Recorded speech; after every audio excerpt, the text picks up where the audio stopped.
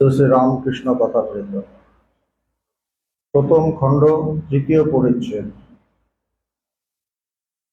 ঠাকুর বিদ্যাসাগরের বাড়িতে গেছে, বিদ্যাসাগরের সাথে কথা বলবেন, তার সাথে দেখা করার খুব ইচ্ছে, তো তার বাড়িতে গিয়েছে। বিদ্যাসাগর মহাপণ্ডিত যখন সংস্কৃত কলেজে পড়িতেন তখন নিজের শ্রেণীর সর্বোৎকৃষ্ট ছাত্র ছিলেন। বিদ্যাসাগরের কথা বলছেন, যখন স্কুলে পড়তেন তখন সবসময় ফার্স্ট,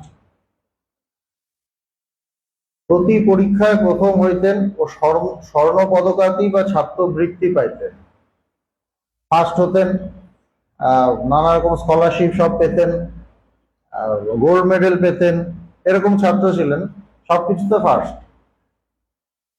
ক্রমে সংস্কৃত কলেজের প্রধান অধ্যাপক হইয়াছিলেন, তারপর সংস্কৃত কলেজের প্রিন্সিপাল হলেন।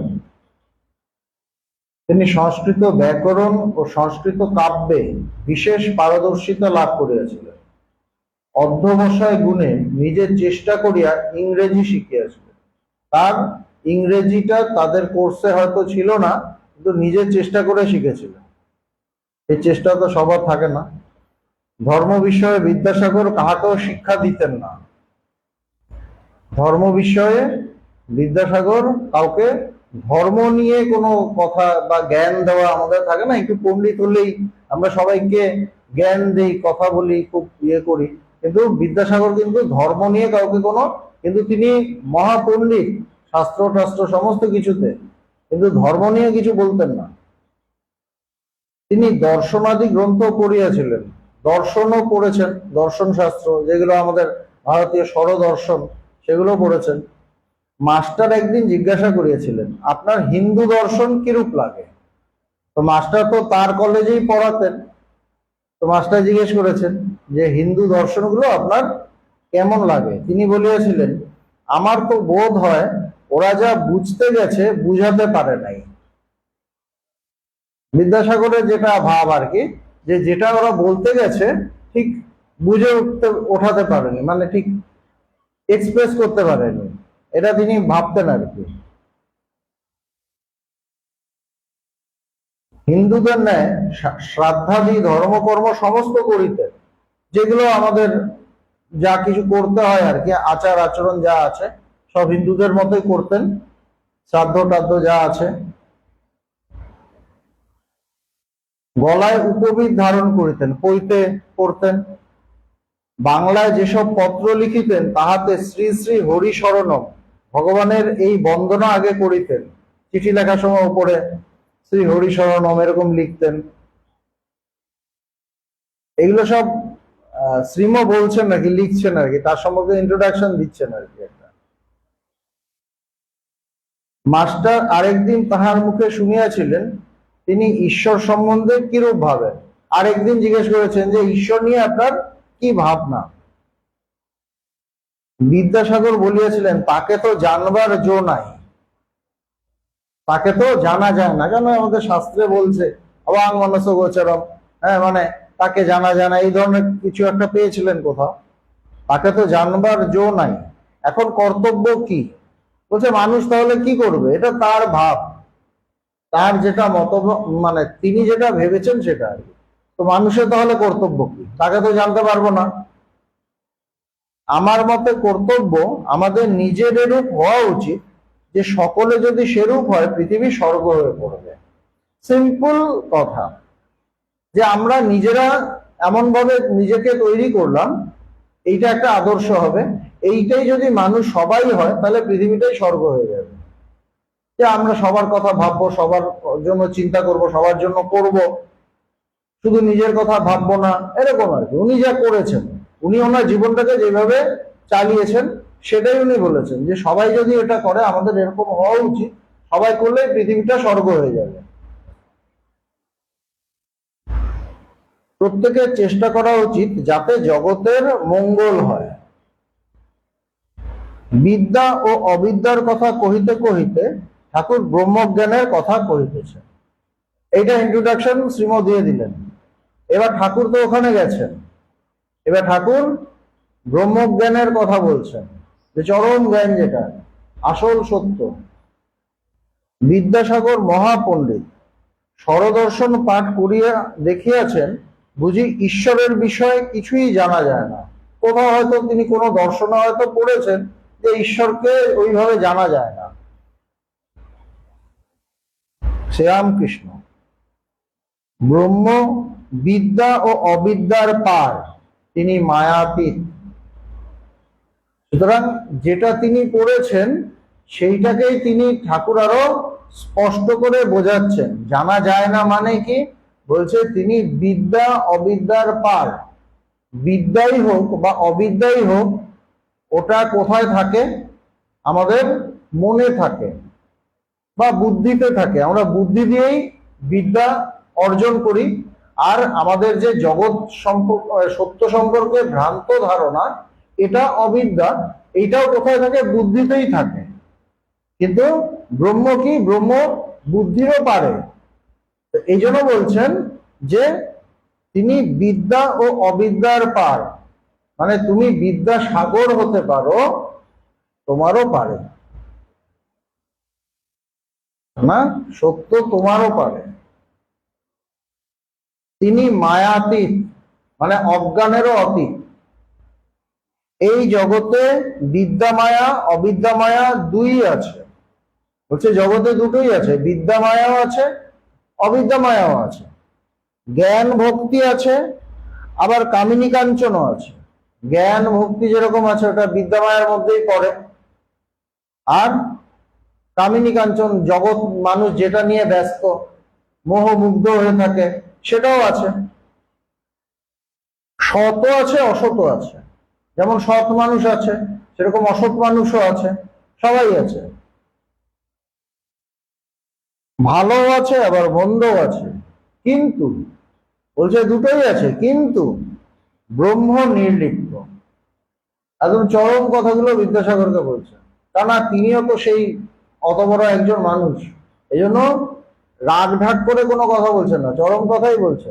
কিন্তু দুটোই আছে, কিন্তু ব্রহ্ম নির্লিপ্ত।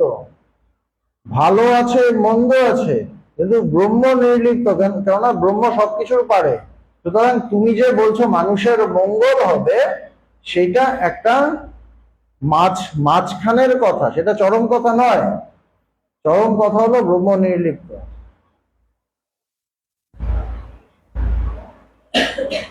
ভালো মন্দ জীবের পক্ষে, সৎ অসৎ জীবের পক্ষে, তার ওতে কিছু হয় না। ভালোই হোক বা মন্দই হোক, সেটা জীবের পক্ষে। বুঝা যাচ্ছে? সেটা জীব যেভাবে দেখছে, একটা জিনিসকে ভালো হিসেবে দেখছে, একটা জিনিসকে মন্দ হিসেবে দেখছে। কিন্তু ব্রহ্মের কথা কিছু আসা যায় না। সৎ অসৎ জীবের পক্ষে, এ সৎ ও অসৎ, এরকম আমরা বলি তো, ভালো মন্দ এগুলো বলি, আমরা এটা বলি। সুতরাং এটা কার পক্ষে? জীবের পক্ষে। ব্রহ্মের পক্ষে তো না। ব্রহ্মের কাছে সব সমান, সব সমান, কোনো ভেদ নেই। তার ওতে কিছু হয় না। বলছে ঈশ্বরের কিছু হয় না। যেমন প্রদীপের সামনে কেউ বা ভাগবত করছে, কেউ বা জাল করছে।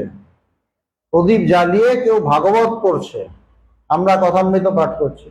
কেউ জাল করছে, টাকার নোট জাল করছে, ওটা 2 নম্বরই কাজ, ইলিগেল। কিন্তু প্রদীপ নির্লিপ্ত, প্রদীপের কিছু আসে যায় না। প্রদীপের সামনে জাল করছে, প্রদীপ কিন্তু বলবে না, মা জাল করছো, আমি তোমাকে আলো দেব না, আমি ওইদিকে যাবো গিয়ে। এটা কি প্রদীপ বলবে? বলবে না। প্রদীপ নির্লিপ্ত, তার কাছে এটাও কিছু না, ওটাও কিছু না, ভাগবতও কিছু না, আবার জাল করাও কিছু না। এই চরম কথা কিন্তু এগুলো একদম সেই সত্তাটার কথা বলছেন, যার কথা জানার, যেটা জানার কথা, যেটা জানা মানুষের জীবনের একমাত্র উদ্দেশ্য, তার কথা বলছেন। বিদ্যাসাগরকে বলছেন, কেননা উনি অত বিদ্যার সাগর, ওনার একটা থাকতেই পারে ভেতরে ভেতরে, বাইরে অহংকার নেই, ভেতরে একটা থাকতেই পারে, আমি বিরাট মহাপণ্ডিত, আমি সব বুঝি, সব জানি। এবং ধর্ম নিয়ে তিনি বলছেন যে তাকে জানবার জো নেই, তাই না? তিনি তো না বুঝেই বলছেন, ওটা তো বোঝেননি, কিন্তু ঠাকুর একদম স্পষ্ট বুঝিয়ে দিচ্ছেন সব। ঠাকুর একদম স্পষ্ট বুঝিয়ে দিচ্ছেন যে স্বয়ং তিনি তোমারও পারো, তুমি তাকে জানতে পারোনি।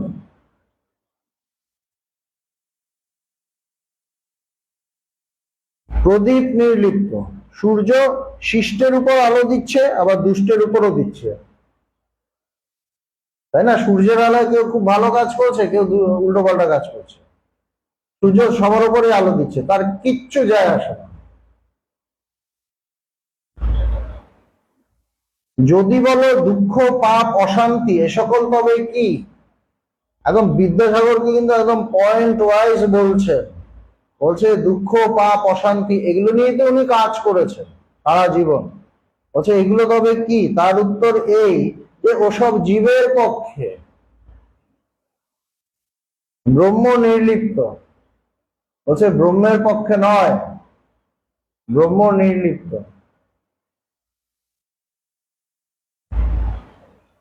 সাপের ভিতর বিষ আছে, অন্যকে কামড়ালে মরে যায়। সাপের বিষধর সাপের ভেতরে বিষ আছে, আরেকজনকে কামড়ালে মরে যায়। সাপের কিন্তু কিছু হয় না, সেই বিষ ধারণ করে কিন্তু সে আছে। সাপের বিষে সাপের কিছু হয় না, তাই না? ব্রহ্ম যে কি মুখে বলা যায় না। এই যে ব্রহ্মের কথাগুলো বললেন, এবার বিদ্যাসাগরের মধ্যে প্রশ্নটা আসতে পারে যে ব্রহ্মটা কি, এটা কি? বলছে মুখে বলা যায় না। উনি বলছেন না জানবার জো নেই, কথাটা তো ঠিক নয়। জানা যায় কিন্তু বলা যায় না, বোঝা যায় কিন্তু বলা যায় না। এই জন্য বলছে মুখে বলার জন্য, কিন্তু জানা যায় না, এটা ঠিক না। বলছে তমেব জানাথ আত্মানম, আমাদের কঠোপনিষদেই আছে, সেই আত্মাকে জানো, অন্য বাক্য পরিত্যাগ করো। তাই এগুলো কি ভুল কথা? তাকে জানা যায় না, আবার কি জানা যায়, কিন্তু মুখ দিয়ে যে বলবো, যে বাক্য ব্যবহার করব বা শব্দ ব্যবহার করব, সেটা কম করে যায়। বলতে গেলে বলা যায়, দেখা যায় যে যেমন ভগবান নিয়ে বলতে গেলে বলা যায়, শেষ কথা বলা যাবে, ভগবান নিয়ে বলা যাবে না। কি বলবো ভগবান নিয়ে, কি বলা যাবে? মুখের ভেতর দিয়ে আছে, মুখে স্পর্শ হচ্ছে, যে স্পর্শ হচ্ছে, আর ওটা এমন অনুভব, ওটা তো বলা যাচ্ছে না। মুখে পড়া হয়েছে, মুখে উচ্চারণ হয়েছে, তাই এটো হয়েছে।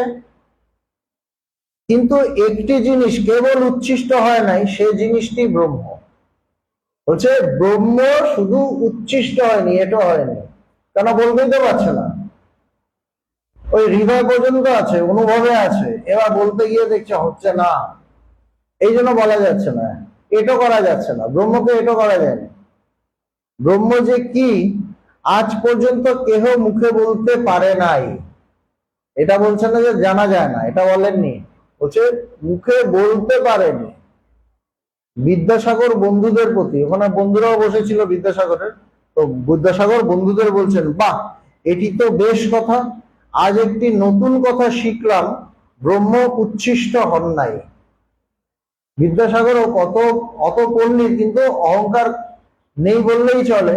তিনি স্বীকার করছেন যে এটা নতুন কথা, দারুণ শিখলাম। এই যে নতুন কথা শিখলাম, ওনার শেখার মানসিকতাটা আছে। অত বড় পণ্ডিত, তার শেখার মানসিকতাটা আছে। ঠাকুর তো প্রায় নিরক্ষর, কিছুই জানেন না, ইগনোর করতে পারতেন, হ্যাঁ বসেছেন, চাটা খান, মিষ্টি টিষ্টি খান, আমি একটু কাজ করছি। উনি বিরাট বড় মানুষ, ঠাকুরের তো ওইভাবে বিরাট, মানে ওরকম তো স্ট্যাটাস নেই জাগতিক ভাবে, কিন্তু ঠাকুরকে কত দাম দিচ্ছেন, এবং ঠাকুর একটা কথা বলছেন, ওটা ভালো করে শুনছেন এবং অ্যাপ্রিসিয়েট করছেন, এই জন্যই তো তিনি মহান। কে কতটা পাণ্ডিত্য লাভ করেছে, এটার থেকেও বেশি হলো এই যে তার একটা অহংকার শূন্য ভাব। তিনি বলছেন নতুন কথা শিখলাম, ঠাকুরের কথা আছে যাবৎ বাঁচি তাবৎ শিখি। এই ভাবটা আমাদের থাকে না, আমরা শেখাতে যাই প্রথমেই, যাবৎ বাঁচি তাবৎ শেখাই, আমাদের উল্টো হয় না, আমরা বক্তৃতা দিতে ভালোবাসি, শুনতে ভালোবাসি না। বলছেন দারুণ কথা শিখলাম, ব্রহ্ম উচ্ছিষ্ট হন নাই। রামকৃষ্ণ, এক বাপের দুই ছেলে। তো ঠাকুর আরো বলছেন, আরো ব্যাখ্যা করছেন যে একটা বাবার দুটো ছেলে, ব্রহ্মবিদ্যা শিখবার জন্য ছেলে দুটিকে বাপ আচার্যের হাতে দিলেন। তো আগেকার দিনে গুরুকুল প্রথা ছিল, সন্তান জন্ম হওয়ার কিছুদিন পরে আর বাড়িতে থাকতো না, বাবা মার কোলে বসে বাবা হাত ধরে নিয়ে যাচ্ছে স্কুলে, তারপর টিউটর পড়াতে আসছে, এই সিস্টেম তো ছিল না। একদম গুরুকুলে দিয়ে দিত, গুরুর কাছে থাকতো, গুরু পত্নী দেখাশোনা করতো সন্তানের মতো, সেভাবে দেখাশোনা করতেন, গুরু তাকে পড়াতেন, গুরুর আশ্রমে থাকতো। এটাই তো সিস্টেম ছিল আগে, ব্রহ্মচর্য জীবন, যেটা ব্রহ্মচর্য আশ্রম। তো সেখানে আচার্যের কাছে দিয়ে দিয়েছে, মানে গুরুর কাছে দিয়ে দিয়েছে। কয়েক বছর পরে তারা গুরুগৃহ থেকে ফিরে এলো, এসে বাপকে প্রণাম করলে। এটা উপনিষদের কথা, এটা বোধ হয় শ্বেতকেতুর কথা, বোধ হয়, আমি দুই ভাই এরকম, তো যাই না, আমি ভুলে গেছি। তো বাবাকে প্রণাম করেছে ফিরে এসে, অনেকদিন পরে ফিরেছে, বেশ কয়েক বছর তারা শিক্ষা লাভ করেছে গুরুর আশ্রমে গিয়ে। বাপের ইচ্ছা দেখেন এদের ব্রহ্মজ্ঞান কিরূপ হয়েছে। তো তখন যে সিস্টেম ছিল, তারা যাবে, তারা জাগতিক জ্ঞানও লাভ করবে এবং প্যারালেলি তারা ব্রহ্মজ্ঞানও লাভ করবে। তো এবং যে বাবা গুরুর কাছে দিচ্ছে, সেই বাবাও কিন্তু একজন, তিনিও কিন্তু ব্রহ্মজ্ঞ, কিন্তু জগতের সেই সময় সমাজের যে বিধি সিস্টেম মেনে কিন্তু তিনি গুরুর কাছে দিচ্ছেন। তিনি নিজেও পড়াতে পারতেন, কিন্তু তিনি গুরুর কাছে দিয়েছেন। তো তার ইচ্ছা হয়েছে দেখি এদের জ্ঞান ট্যান কেমন হলো। বড় ছেলেকে জিজ্ঞাসা করলেন, বাপ তুমি তো সব পড়েছো, ব্রহ্ম কিরূপ বলো দেখি, যে কি কি শিখে এলে, ব্রহ্ম কেমন বলো। বড় ছেলেটি বেদ থেকে নানা শ্লোক বলে বলে ব্রহ্মের স্বরূপ বুঝাতে লাগলো। যত শ্লোক মুখস্থ করেছে, ভেতরে ঢোকেনি। তার থেকে কি বোঝা যায় যে গুরুর কাছে গেলেই যে আমার জ্ঞান হবে, নট সো নেসেসারি। গুরু যদি ব্রহ্মজ্ঞ হন, আমার জ্ঞান নাও হতে পারে, এটাও বোঝা যায়। দুই ভাই গেছে, বড় ভাই ব্রহ্ম নিয়ে বড় বড় কথা বলছে, কেননা শ্লোকগুলো মুখস্থ করে নিয়েছে, যে এগুলো তাকে লাগবে, তার জীবনে চলতে হয়তো লাগবে, বিভিন্ন জায়গায় এই শ্লোকগুলো বলতে হবে, বলার পর ওখান থেকে কিছু আর্নিং টার্নিং যদি হয়, এরকম আর কি। এবার বড় ছেলে এরকম করেছে, বাপ চুপ করে রইলেন, বাবা শুনে চুপ করে আছে। যখন ছোট ছেলেকে জিজ্ঞাসা করলেন, এবার ছোট ছেলেকে জিজ্ঞাসা করেছে, সে হেট মুখে চুপ করে রইল, সে মাথা নামিয়ে ফেলেছে। ছোট ছেলে মাথা নামিয়ে ফেলেছে, মুখে কোনো কথা নাই। বাপ তখন প্রসন্ন হয়ে ছোট ছেলেকে বললেন, বাপু তুমি একটু বুঝেছো, ব্রহ্ম যে কি তা মুখে বলা যায় না। বাবাও ব্রহ্মজ্ঞানী, সেই জন্য ওই যে মাথা নামিয়ে ফেলেছে, ওটার মানে তিনি বুঝেছেন, যে ছেলে অ্যাকচুয়ালি ও বুঝেছে। কিভাবে বলবে, কোন শব্দ দিয়ে ব্যবহার, কোন শব্দ ব্যবহার করে তাকে বোঝাবে, শব্দ নেই। এই যে ব্রহ্ম যে প্রসন্ন হয়ে গেছে, বাবা খুশি হয়েছে যে ওর জ্ঞান হয়েছে, জ্ঞান লাভ হয়েছে, এবং বলছেন যে তুমি একটু বুঝেছো, ব্রহ্ম যে কি মুখে বলা যায় না। মানুষ মনে করে আমরা তাকে জেনে ফেলেছি, তো মানুষের কি হয়, আমি বুঝে গেছি, আমি জেনে ফেলেছি। একটা পিঁপড়ে চিনির পাহাড়ে গেছিল, ঠাকুরের উদাহরণগুলো অসাধারণ। একটা পিঁপড়ে চিনির পাহাড়ে গেছিল, এবার পাকারা প্রশ্ন করবে, চিনির কি পাহাড় হয় নাকি, ওসবে আর যাচ্ছি না। এক দানা খেয়ে পেট ভরে গেল, আরেক দানা মুখে করে বাসায় যেতে লাগলো। এক দানা খেয়েই তো তার অবস্থা টাইট, আরেক দানা কোন রকম মুখে করে তার জায়গায় বাড়িতে যাচ্ছে আর কি। যাবার সময় ভাবছে এবারে সে সব পাহাড়টি লয়ে যাব, বলছে এবার পুরো পাহাড় নিয়ে যাব। ক্ষুদ্র জীবেরা এইসব মনে করে, মানুষ ভাবে তাকে জেনে মানে তাকে জেনে ফেলেছি, একটু শাস্ত্র টাস্ত্র পড়ে একটু শুনে টুনে তারা মনে জেনে ফেলেছি, অথচ যা না।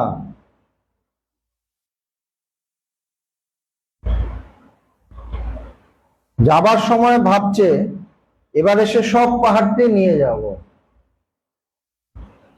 ক্ষুদ্র জীবেরা এইসব মনে করে, জানে না ব্রহ্ম বাক্য মনের অতীত, ব্রহ্ম বাক্য এবং মনের অতীত।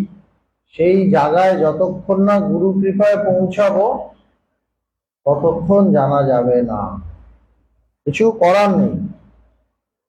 যে যতই বড় হোক না কেন তাকে কি জানবে, যে যতই বড় হোক না কেন। ঠাকুর কিন্তু বিদ্যাসাগরকে বলছে, কেন তোমার ভেতরে থাকতে পারে আমি এত শাস্ত্র পণ্ডিত, আমি এত পণ্ডিত, বলছে যে যতই বড় হোক না কেন তার বাড়িতে গিয়ে কিন্তু তাকে বলছে। সাংঘাতিক কথাগুলো ভালো করে মার্ক করবেন। তাকে কি জানবে, সুখদেবাদি না হয় ডেও পিঁপড়ে, চিনির 8-10টা দানা না হয় মুখে করুক। সুখদেব টুকদেব ওরা হয়তো একটু ডেও পিঁপড়ে, একটু বড় সড়ো পিঁপড়ে আর কি, হ্যাঁ, এক দানা থেকে একটু বেশি দানা নিয়ে গেছে, এর বেশি কিছু না। তাকে জানা যায় না, মানে তাকে বলা যায় না। তবে বেদে পুরাণে যা বলেছে সে কিরকম বলা জানো?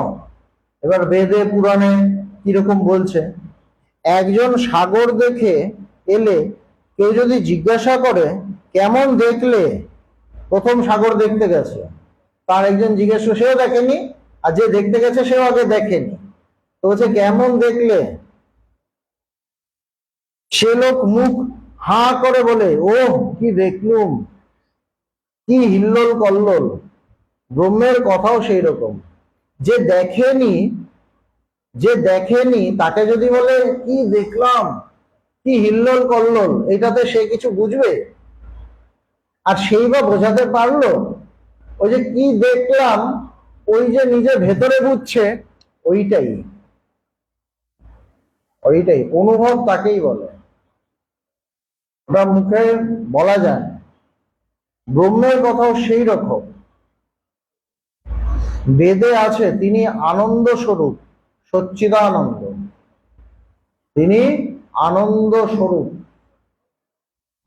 সচ্চিদানন্দ, পূর্ণ স্বরূপ, তিনি আনন্দ স্বরূপ, সচ্চিদানন্দ। সুখদেবাদি এই ব্রহ্মসাগর তটে দাঁড়িয়ে দর্শন স্পর্শন করেছিল, বলছে সুখদেবের মতো অত বড়, বলছে তার পাড়ে দাঁড়িয়ে তাকে দর্শন স্পর্শন, দর্শন করেছেন, একটু টাচ করেছেন। এক এক মতে আছে, পুরাণ পুরাণে কোথাও এক মতে আছে তারা এ সাগরে নামেন নাই, এ সাগরে নামলে আর ফিরবার জো নাই। এ সাগরে নামেন নাই মানে নামলে মানে নির্বিকল্প সমাধি হলো, আর ফিরবার জো নাই।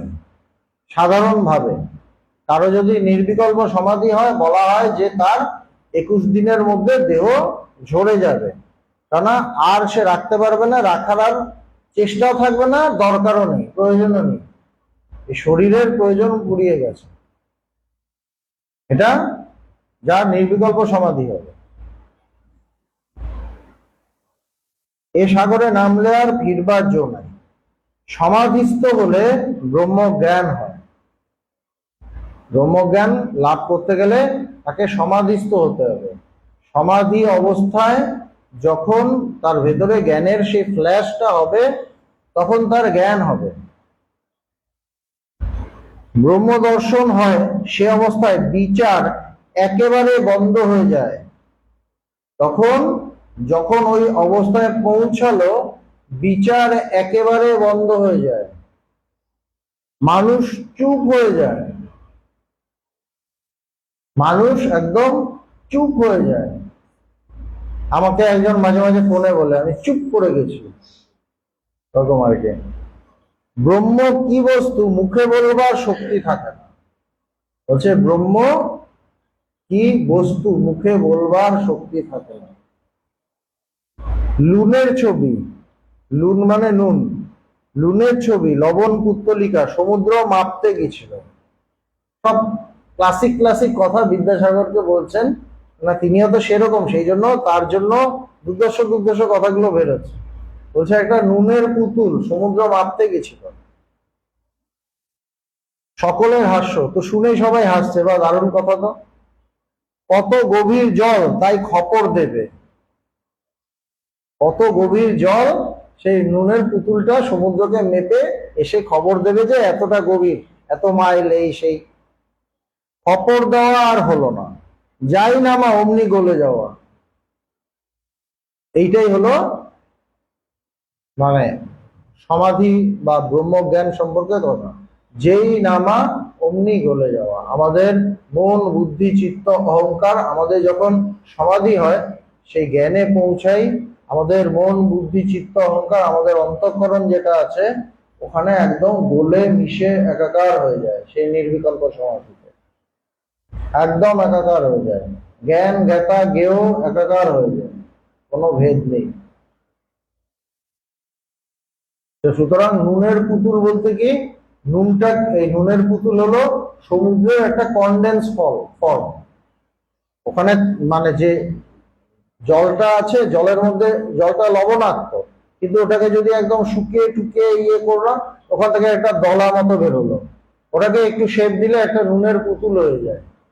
এবার সেইটাকে যদি জলে নামিয়ে দেওয়া হয়, সমুদ্রের জলে, তখন কি হবে, সেটা একদম পুরো গলে একদম মিলেমিশে একাকার হয়ে যাবে, আর খুঁজে পাওয়া যাবে না। তা আমাদের যে মন বুদ্ধি চিত্ত অহংকার আছে, এটাও সেই ব্রহ্ম, কিন্তু এইটা অজ্ঞানের দ্বারা মানে আচ্ছাদিত হওয়াতে এটা নিজেকে জীব বলে মনে করছে। কিন্তু যেই সেই ঈশ্বর চিন্তা করতে করতে, ব্রহ্ম চিন্তা করতে করতে সেইখানে টাচ পেল, সঙ্গে সঙ্গে ওখানে গিয়ে সমাধিস্থ হয়ে গলে গেল। আমাদের আর নিজস্ব ছোট মন বুদ্ধি চিত্ত অহংকার এগুলো আর রইল না, ওখানে গিয়ে গলে গেল, একাকার হয়ে গেল, তদাকার কারিত। তো বলছে এই জন্যই আর খবর দেওয়া হলো না, মানে সে খবর দিতে গেলে তো তাকে তার ফর্মে থাকতে হবে, এবার তো ফর্মটাই গলে গেছে, খবর কে দেবে, কে আর খবর দিবে? একজন প্রশ্ন করিলেন, সমাধিস্থ ব্যক্তি যাহার ব্রহ্মজ্ঞান হয়েছে তিনি কি আর কথা কন না? এবার মানুষের মনে হবে যে তাহলে যার জ্ঞান হয়েছে সে কি আর কথা টথা বলে না? ন্যাচারালি এই প্রশ্নটা আসবে। শ্রীরামকৃষ্ণ বিদ্যাসাগর আদির প্রতি শঙ্করাচার্য লোক শিক্ষার জন্য বিদ্যারামী রেখেছিলেন। হচ্ছে শঙ্করাচার্য তিনি বিদ্যারামী রেখেছিলেন, লোক শিক্ষার জন্য রেখেছিলেন, মানে তার যখন সমাধি হলো বা সেই নির্বিকল্প সমাধি হলো, তারপর তার দেহ ছিল, কেন ছিল? লোক শিক্ষার জন্য। তবে রেখেছিলেন মানে তিনি রেখেছিলেন, নিজে থেকে আর রাখা যায় না। আমার যদি থাকার ইচ্ছে থাকে তাহলে আমি যেতেই পারবো না। আমার যদি প্রাণে মানে প্রাণ বেঁচে থাকার ইচ্ছা থাকে তাহলে আমি চরম জায়গায় যেতেই পারবো না। আমাকে একদম মরণ মরণ ঝাঁপ দিতে হবে এক ব্রহ্মকে জানার জন্য, তারপর তিনি যদি রাখেন রাখবেন। তো শঙ্করাচার্যকে তিনি রেখেছিলেন কেন? যে না, ওকে দিয়ে জগতের কাজ করাবো, মানে লোক শিক্ষা দেব, মানুষ যাতে জানতে পারে। কাউকে তো কিছু বলতে হবে, তার কথা যদি কিছুই পুরোই চুপ হয়ে যায় তাহলে কোনো সেই যে একটা বস্তু আছে সেটাই তো মানুষ জানবে না। কিন্তু এরকম করে হাতরে টাতরে কিছু একটা বলার জন্য একজনকে তো থাকতে হবে, শঙ্করাচার্যকে রাখা হয়েছে।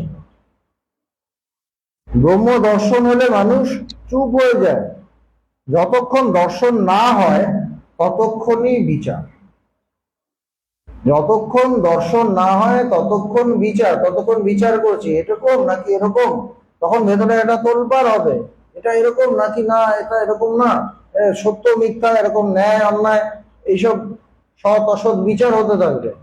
যেই আমি সেখানে পৌঁছালাম তখন বিচার বন্ধ হয়ে যাবে, কেননা বিচারের কাজ ছিল ওখানে পৌঁছে দেওয়া, ব্যাস। রিক্সা এসে আমাকে বাড়িতে পৌঁছে দিল, তারপর রিক্সাওয়ালাকে বলি আসো আমার বেডরুমে আসো, চা খেয়ে যাও, বসো, আড্ডা মারো, বই না হয় পয়সা দিয়েই চলে চলে যায়। সেরকমই বিচার আমাকে বাড়িতে পৌঁছে দিয়ে বলবে গুড বাই, আবার দেখা হবে না, আর দেখা হবে না, চলে যাবে। যতক্ষণ দর্শন না হয় ততক্ষণই বিচার। ঘি কাঁচা যতক্ষণ থাকে ততক্ষণই কলকলানি। ঘি যতক্ষণ কাঁচা থাকে তখন নানা রকম আওয়াজ টাওয়াজ হয়, যখন গরম করছি। পাকা ঘির কোনো শব্দ থাকে না, যেই পাকা হয়ে গেল তখন আর কোনো সাউন্ড নেই। কিন্তু যখন পাকা ঘি আবার কাঁচা লুচি পড়ে, পাকা ঘি কিন্তু লুচিটা তো কাঁচা, কাঁচা লুচি পড়ে, তখন আরেকবার ছ্যাক কলকল করে, পড়ার সময় ছ্যাক করে, এ বাবা এ কি হলো, ভয়ঙ্কর একজন কিছু এলো, সুন্দর ছিলাম একাকার হয়ে, হঠাৎ কে একজন এসেছিল ভয়ঙ্কর ভাবে, অশান্ত হয়ে। স্বামীজি একবার বিদেশে গেছেন, প্যারিসে বোধহয়, প্যারিসে গেছেন, তো সেখানে তিনি আছেন, হঠাৎ একজন খুব নাম করা সেখানের ডান্সার বা নাটক কিছু একটা আর কি, ওনার মেয়ে মারা গেছে। তো উনি আগে যখন শুনেছেন যে এরকম একজন ভারতীয় সাধু এসে, বার্তা দেননি, কিন্তু যখন ওইরকম অবস্থা তখন ভেবেছেন একটু যাই। এবার গেছেন, মানে তার ভয়ঙ্কর বাজে অবস্থা, মানে নিজের সন্তান মারা গেছে, সন্তান মারা গেলে মায়ের যেরকম হয় ভীষণ কষ্ট। তো স্বামীজি বলছেন তুমি কি যে বিরাট একটা ঝড় বয়ে আনলে, তুমি কত বড় যে একটা ঝড় বয়ে নিয়ে এলে। তো তিনি তারপর স্বামীজির কাছে গিয়ে শান্ত হয়ে গিয়েছিলেন। সেরকমই পাকা লুচিতে যখন পাকা ঘিয়ে যখন কাঁচা লুচি পড়ে তখন ছ্যাক করে ওঠে, তারপর কলকল করে, মানে শব্দ হচ্ছে। যখন কাঁচা লুচিকে পাকা করে তখন আবার চুপ হয়ে যায়। তো যখন ব্রহ্মজ্ঞ গুরুর কাছে একজন অজ্ঞানী জীব এলো, তখন তিনি তার জন্য কথা বলা শুরু করলেন। সেটা তার জন্য, তার নিজের কিছু নেই, তার নিজের কোনো কথা নেই, তার জন্য কথা বলা শুরু করলেন। বলতে বলতে সে এই পথে এসে সাধনা টাধনা করে তার যখন হয়ে গেল তখন আবার দুইজন চুপ, তখন আবার কথা নেই। তখন তো দুজনেই জানেন, দুজনেই বুঝে গেছেন রান্নার কথা।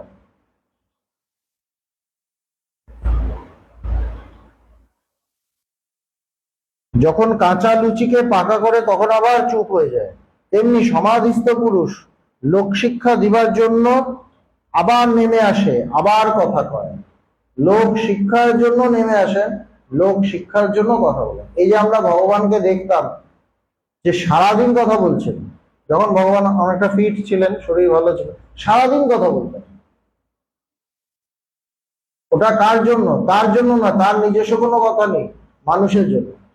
দেখা যেত তিনি আমাদের বকছেন, আমাদের আবার ভালো ইয়ে করছেন, ভালোবাসছেন, সমস্ত কিছু মানুষের জন্য, জীবের জন্য, তার কিছু নেই, তিনি নির্লিপ্ত।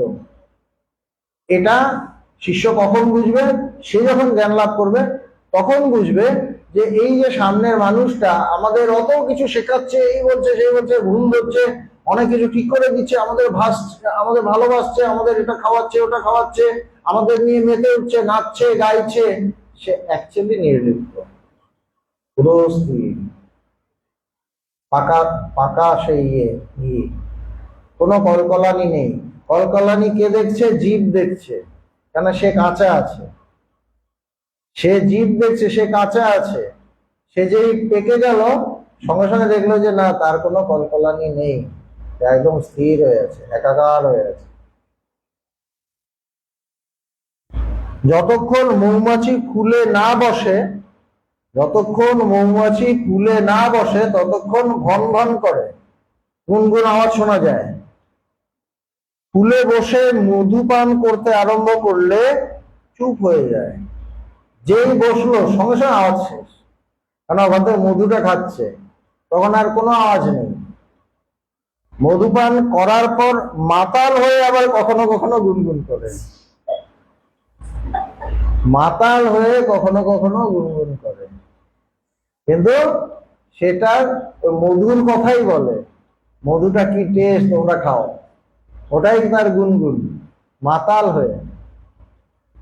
সুতরাং আমাদের যখন মানুষের যখন সমাধি হয় তখন সে সমস্ত কিছুর পারে একাকার হয়ে সে চুপ হয়ে যায়, তার ভেতরটা একদম স্থির হয়ে যায়, ব্রহ্মস্বরূপ হয়ে যায়। তারপর ঈশ্বরের কৃপায়, গুরুর কৃপায় যদি সে ফিরে আসে তখন দেখা যায় সে কথা বলছে, দেখা যায় সে অ্যাকচুয়ালি কিছুই বলে না। পুকুরে কলসিতে জল ভরবার সময়, পুকুরে যারা কলসিতে জল ভরেছে তারা জানে ভগ ভগ শব্দ হয়, তাই না? জলটা এরকম করে ঢুকতে থাকে, ভগ ভগ শব্দ হয়, কি বিউটিফুল। পূর্ণ হয়ে গেলে আর শব্দ হয় না, না তাকালেও বোঝা যায় কখন পূর্ণ হয়েছে কখন পূর্ণ হয়নি, ওই শব্দই বোঝা যায়। এক সময় দেখা যায় কোনো আওয়াজ নেই, কলসি পুরো স্থির, বোঝা যায় যে ভরে গেছে। সকলের হাস্য, সবাই হাসছে, সবার মজা লেগেছে। তবে আরেক কলসিতে যদি ঢালাঢালি হয় তবে আবার শব্দ হয়। আবার যদি ঢালাঢালি হয় এক কলসি থেকে আরেক কলসি, তখন আবার ভগ ভগ শব্দ।